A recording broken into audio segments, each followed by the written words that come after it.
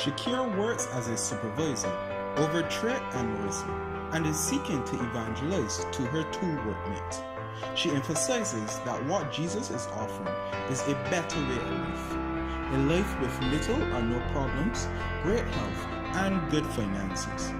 Shakira has now driven them to work and sits in the car to evangelize to them.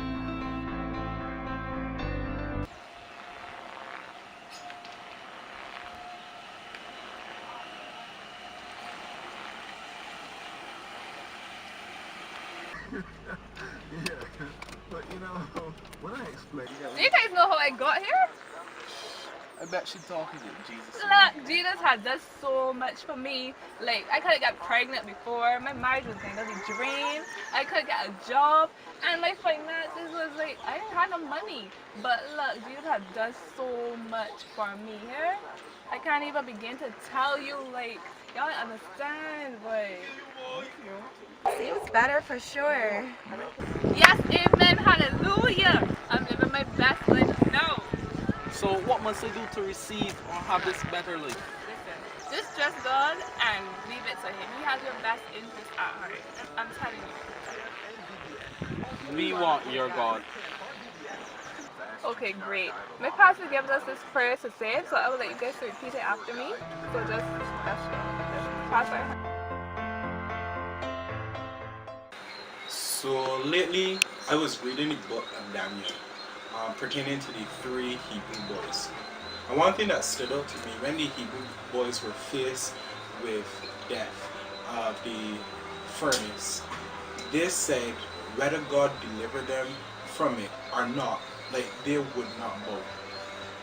And that should be the cry on every believer's heart. God doesn't owe us anything. His way is called grace. Like what we deserve is punishment and death for our sin. But yet we serve a good God who doesn't give us immediately what we deserve. The aim of the gospel is to let persons know that all men have sinned. But it's not just to stay on the bad news, but also to let persons know the good news of Jesus Christ. Without the bad news, there would be no good news.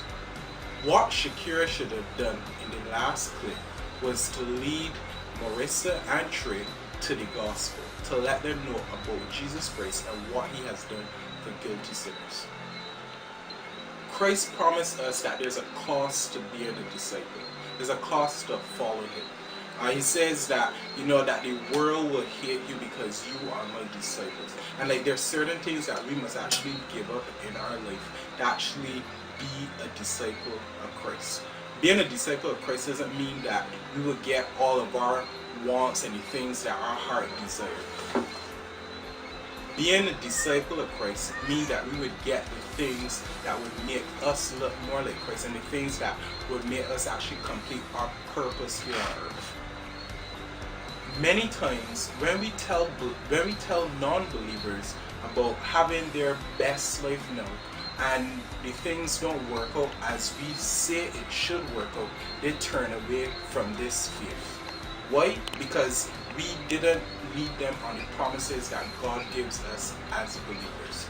God never promised us that we would be, totally healthy, or that we will have all the money that we want, or that everything would go our way, or we have the best jobs that we would want. The Bible promises us that God shines His rays on the just and the unjust. That means that a non-believer can be fully blessed with the grace of God, and a believer can find life hard.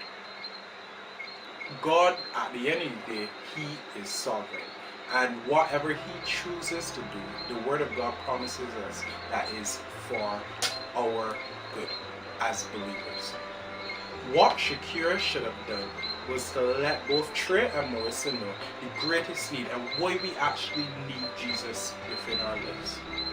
Seems better for sure. Lastly, it is the sinner's prayer that she told them to repeat after her to get this better life.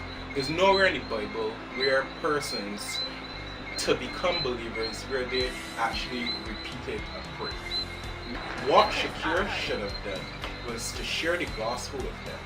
After if they made a confession of faith, she should have done a follow-up session where she shared the gospel again with them to let them know what they're actually committing to and what it means to follow Christ.